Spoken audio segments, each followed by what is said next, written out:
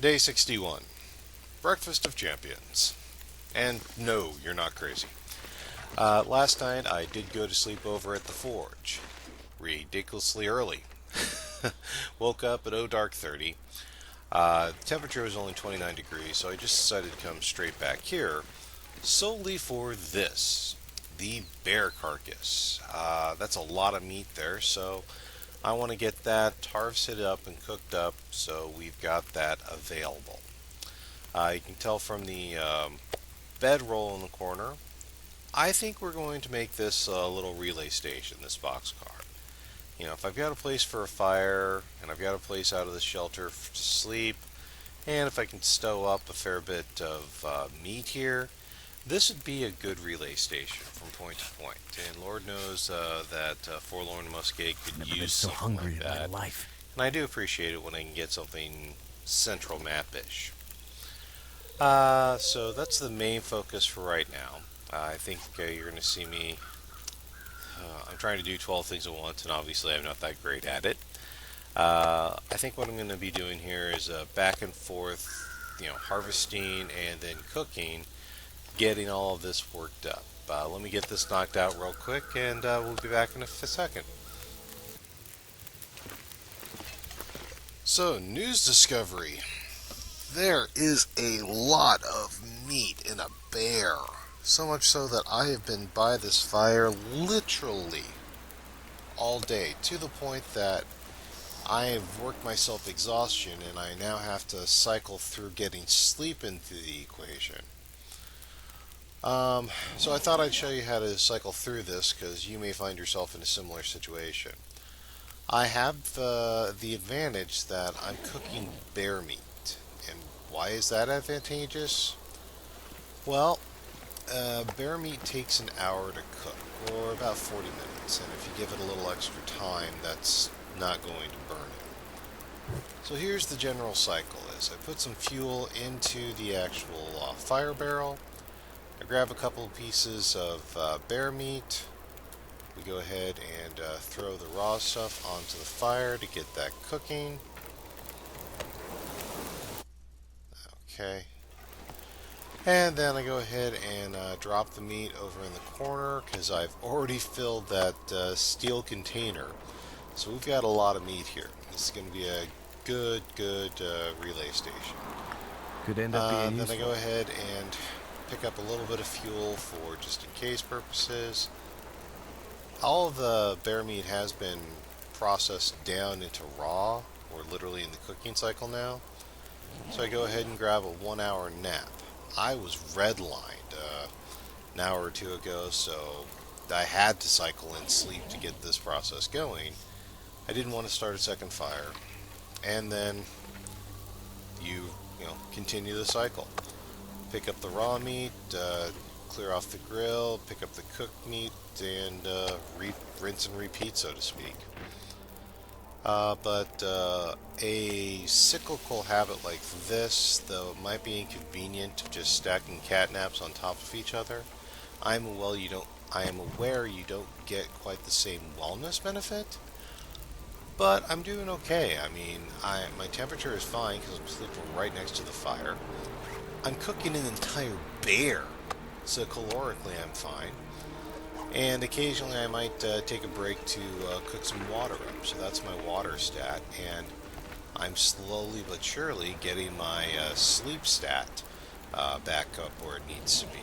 So it's not the greatest night's sleep, but there's been people in far worse survival situations that have done a lot worse.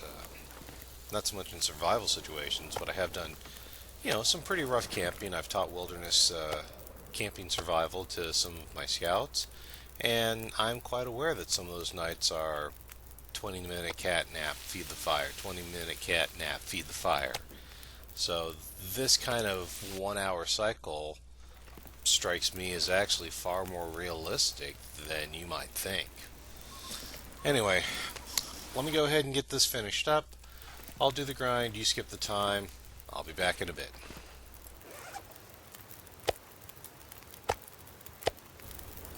And good morning again, campers of day 6-2 now. and with the last few embers of my fire, I'm cooking up a little water. The bear is cooked. The bear is done. So that is finally behind us. We didn't lose any. Uh, get my head fluid taken care of here. Okay, let me kind of go over what all we've earned for ourselves here. Go ahead and eat breakfast of champions. You can tell I've got some meat on me, of course. So happy I've got level 5 cooking, so I don't have to worry about rationing the carnivore meat. That's very awesome. And go ahead and pick up that bedroll. You can see a pile of meat there, and you can see a box full of meat here. I know that's like 33 pounds of meat, so we've got plenty of meat. Um, gonna go ahead and take some of this meat back with me, of course. And I think now the main objective, now that I have the arrowheads, is we're going to go back to camp office to actually make the arrows. And then once the arrows are made, I'm really ready to start getting mobile. We're going to finish off Mystery Lake first. Okay, so that's going to be... Don't know if I'm going to get to all of that today, because I know I'm going to need some time to make about 14 arrows.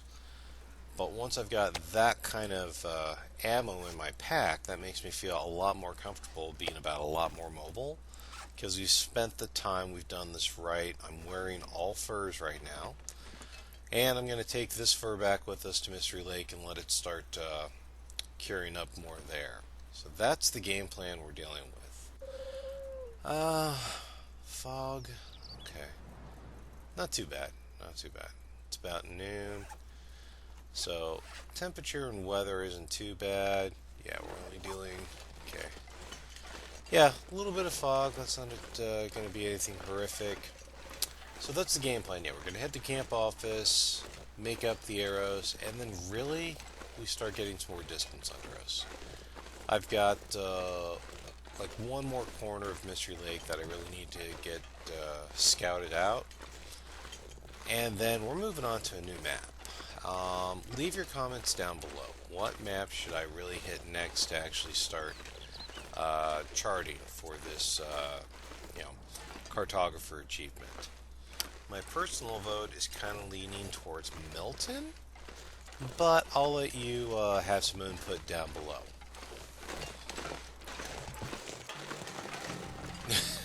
Every time this leave transition comes up, it feels like one of those signs on small towns. You are now leaving Forlorn Muskeg. I know, I want to. You are now arriving in Mystery Lake. Alright, so, yeah, game plan here is to get ourselves over to the camp office, because that's where I've got a supply of, limbs and feathers to pair up with my newly Wonder if this is any good to forged eat. arrowheads and actually get a quiver full of arrows. So that's the game. Ah, crud. Okay, come on. I was having too good of a day. Come on.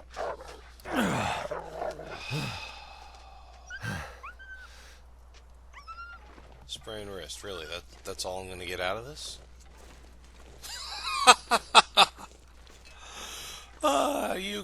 You come at me and all I get is a sprained wrist? I call that a good day. I will take that in a heartbeat. Thank you. Oh, man. Sorry. Yeah, the game plan is to get a quiver full of arrows so then I can more easily take those arrows and fill the neighboring wolves with those arrows, and then I can turn around and wear those wolf skins. That's my game.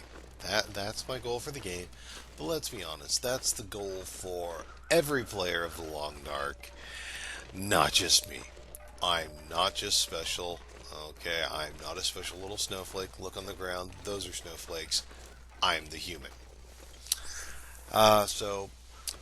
Yeah. That's the basic game plan that we're dealing with here. I think I see something up ahead. I think my luck may have just ran out.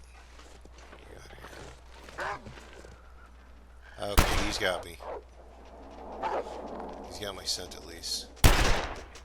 Do these things scare off? What? Oh, come on. Come on. Yep, there's the blood loss. I was laughing too much at getting away easy last time. Of course, 2 in a row I'd gotten away easy as well. I did take a extremely minor wolf hit on my walk over from the forge to the trailer. But it was literally one of those 30-second fights that I got lacerations and he ran off. So that was darn lucky. 2 in a row, darn lucky. Well, you knew I'd have to have some blood at some point. So, okay, well, he's at least bleeding. Are you gonna die on my front step? Are you gonna do that to me? I mean, I'll still process the wolf just because, you know, I'm not going to let good food like that go to waste, even though this is one place in the maps that I don't need more food. I am still swimming from the initial wolves and bears that I brought down for what I'm wearing right now. So, okay, he walked off someplace that I don't necessarily want to follow, considering my health right this moment. I really just kind of want to get myself back into camp office, get myself nursed back to health, and make arrows and move on with the rest of the game here. Really want to start getting into the more explorative and just really cartography part of the game.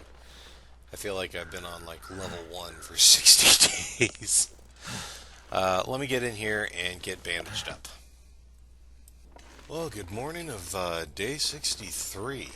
I spent yesterday kind of nursing myself back to health and making arrows. And when I got back to the camp office, I discovered that I had a lot of furs already cured up.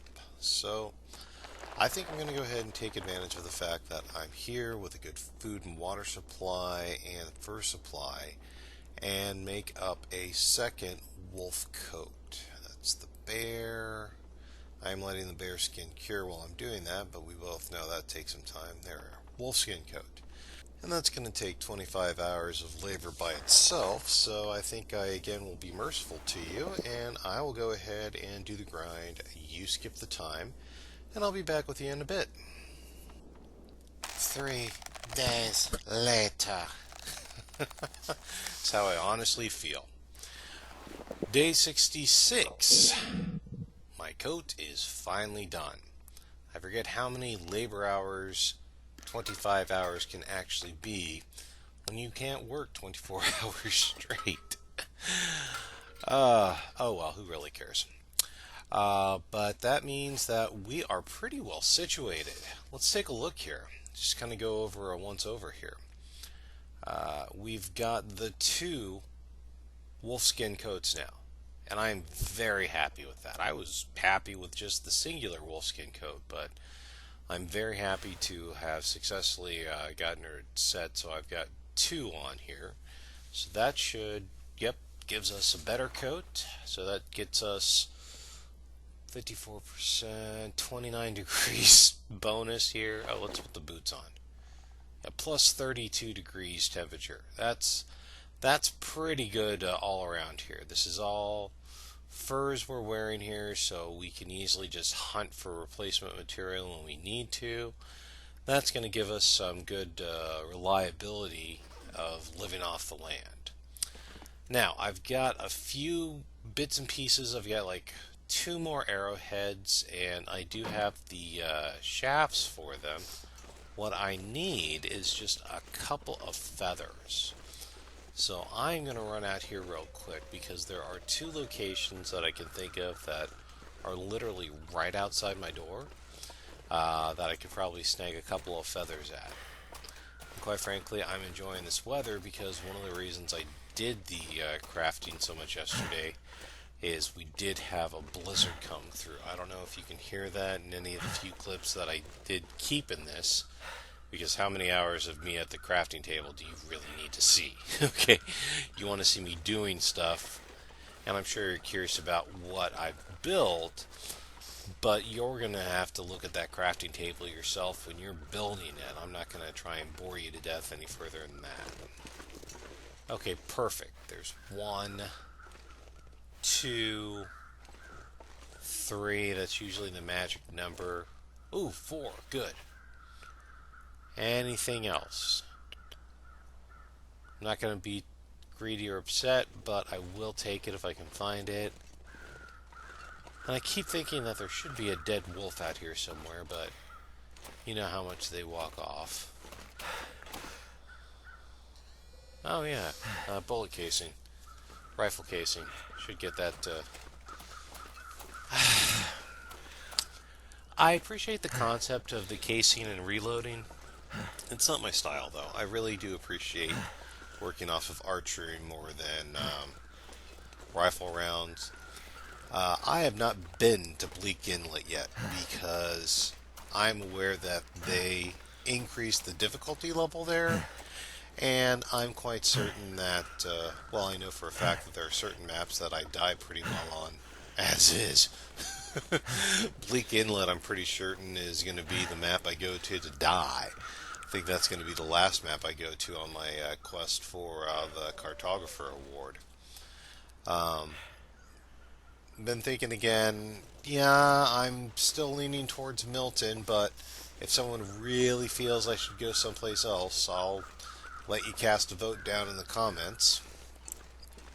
My two, it's the two areas I'm really thinking of heavily are either Milton or possibly Hush River Valley. But literally, the only thing making me curious about Hush River is the Moose Hide Satchel. That's literally the only drawing attraction I have to it. Alright, let's go ahead and get these last couple of arrows made up. Okay. I think I've got... Is that it?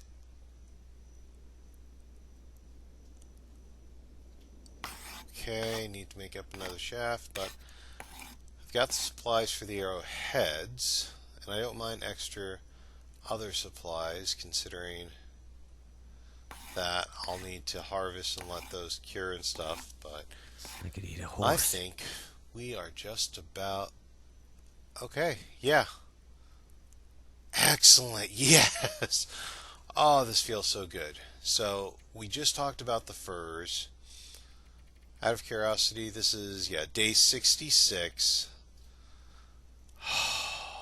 And it feels like I finally graduated because we now have a good quiver full of arrows. What's the count take us to here?